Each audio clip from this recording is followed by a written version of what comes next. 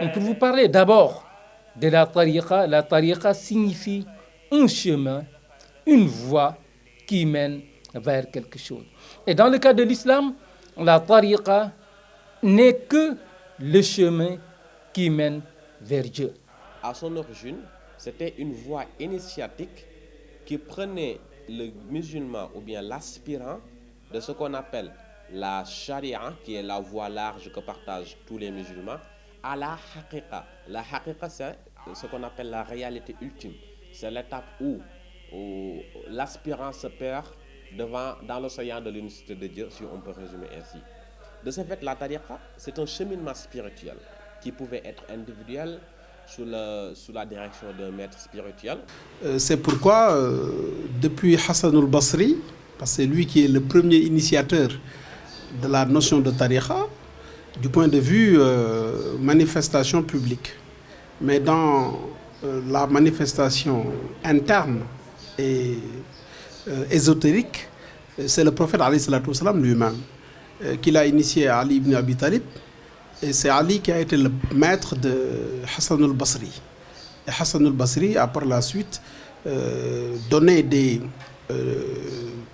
pratiques par rapport à la tariqa qui a connu par la suite une expansion dans beaucoup de pays dont les plus emblématiques sont l'Irak et l'Iran. Toutes les pensées qui ont une texture ou un calibre universel sont des pensées toujours actuelles. Parce que li deug du rap. Au fil du temps, le fait qu'il y ait des organisations sociologiques qui regroupaient des disciples autour d'un maître a fini par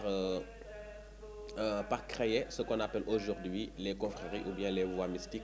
La première confrérie étant la Qadriya, qui est née au XIIIe siècle à Bagdad. Et aujourd'hui, il y a des centaines de confréries. Nous avons pu recenser de grands maîtres soufis, comme Junaid, comme Imam al-Ghazali, comme Abu Yazid al-Bastami. C'était des gens qui, par rapport à des pratiques culturelles et ésotériques, ont cherché la voie de la sagesse pour accéder à ce qu'on appelle la félicité divine, ce qu'on appelle l'ouverture, al-Fath. Et c'est dans cette logique que d'autres qui sont nés bien après eux, à savoir, même dans la même période, Ibn Arabi, qu'on appelait Cheikh al-Akbar. Mais après eux, il y a eu, dans le 18e siècle, 19e, de grands maîtres soufis, comme Cheikh Ahmed Tijani, qui est venu après le grand maître soufi Abdul Khadr Jilani.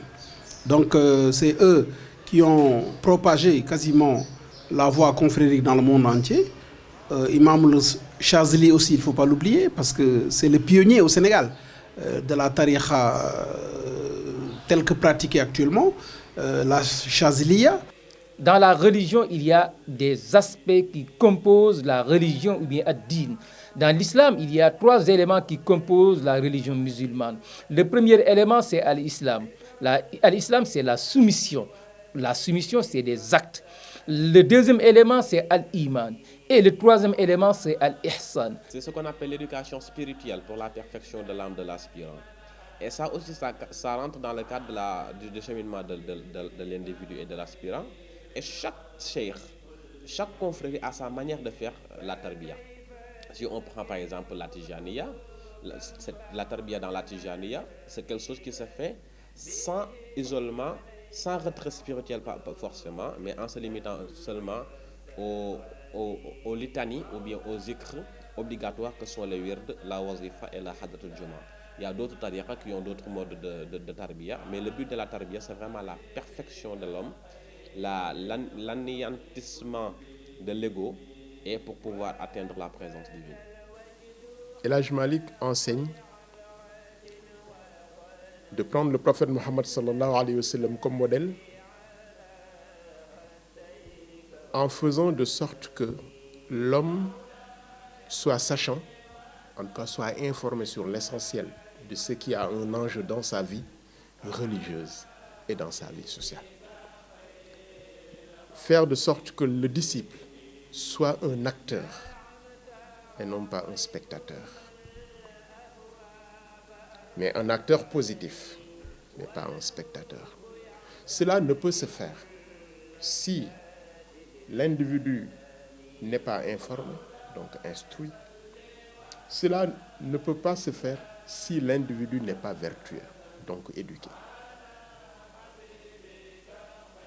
Pour cela, il faut commencer par éduquer les jeunes et rappeler aux adultes. Et il appelle les jeunes. Ala ya bani haza zamani da'awtukumu. Je vous invite aux jeunes de ce siècle, de cette époque, de cette société. Je vous invite à quoi?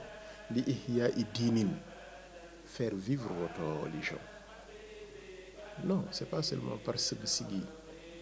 Bil ulumi, par les sciences.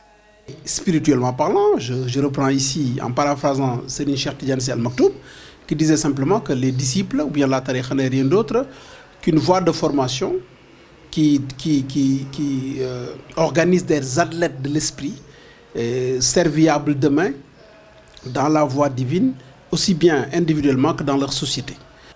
Agibou, répondez présent. Donc, la religion ne peut vivre dans le sens d'être utile, que quand sa sève, c'est la science. Et ça, c'est le Coran. Le prophète Mohammed sallallahu alayhi wa sallam, on n'a pas commencé par wasjud, hein? On a commencé par iqra. Leur soubassement, c'est le Coran, ce qu'on appelle la charia et la sunna. Beaucoup de gens pensent que les confréries, c'est des bid'a, c'est-à-dire des innovations. Or, la confrérie, si elle est bien pensée, repose sur les deux fondements que le prophète alayhi salatu wasalam nous a laissés comme héritage. La sunna et le Coran. Et raison pour laquelle c'est Cheikh Ahmed Tijani Chérif, Al-Fatimi, quand il a initié sa tariqa Tijane, on lui a dit que tu as amené quelque chose de nouveau. Tu as innové. Il a dit non. Regardez ce que je fais ici, c'est en déphasage avec le Coran et les hadiths du prophète. Vous saurez que ce n'est pas de moi. Si c'est conforme, c'est de moi. Et ma tariqa, tout ce que je fais, du début à la fin, est conforme à la charia et à la sunna. Cheikh Hadj Malick Sy comprend qu'on nous a descendu sur terre pour apporter une valeur ajoutée. La valeur ajoutée ne peut venir que de la science et de la vertu. Parce que la science sans conscience n'est que ruine de l'âme. Serigne Cheikh Tidiane Sy radiyallahu ta'ala anhu disait boo amee sa doom nga yar ko te jàngaluloo ko bu màggee dafay nekk surga parce que ku jóg yilif ko. On a tendance à donner leur appellation par rapport à la personne qui l'a plus ou moins initié et fondé. C'est pourquoi Khadriya, c'est Abdul Khadir Jilani, Tijani, chez Ahmed Tijani. La seule exception au Sénégal, c'est la Mouridiya, parce qu'on n'a pas dit Bambiya ou Ahmadiyya, parce que Tariqa Ahmadiyya existe. N'oublions pas que Cheikh Mohamedou Kabir Mbaye, le père de Serigne Sam Mbaye et de El Hadj Djili Mbaye, est de la confrérie Ahmadiyya. La Tariqa Tijaniya, Tariqa Mouridiya, Tariqa Khalwatiya, Khadriya, toutes ces tariqas-là mènent vers Dieu. Quelqu'un me dira, oui, mais est-ce qu'on en a besoin? Est-ce qu'on a besoin de se référer à ces gens-là, d'autant plus que le Coran est explicite? Le Coran est incarné pour le prophète alayhi salatu wassalam. Je leur dis non, parce que le Coran a 7 niveaux d'interprétation. Il y a ce qu'on appelle les ulum al-Qur'an, les sciences du Coran, qui sont condensées dans 6 disciplines. Ce n'est pas seulement la connaissance littérale, il y a aussi la connaissance ésotérique et la connaissance mystique.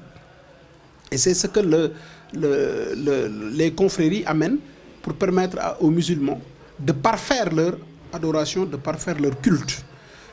C'est pourquoi la tariqa Tijane, que je connais le mieux, instaure la notion de istighfar. Et c'est là on rentre dans la tarbiya. C'est-à-dire comment te dépouiller de toutes les vicissitudes matérielles, humaines de ton vécu pour te rendre, je dirais, performant et modèle. Kuntum khayra ummatin ukhrijat linnas. Vous êtes la meilleure des communautés, soyez modèle. soo ko jàngalee te yaruloo ko vous l'instruisez sans éducation, il devient un voyou instruit.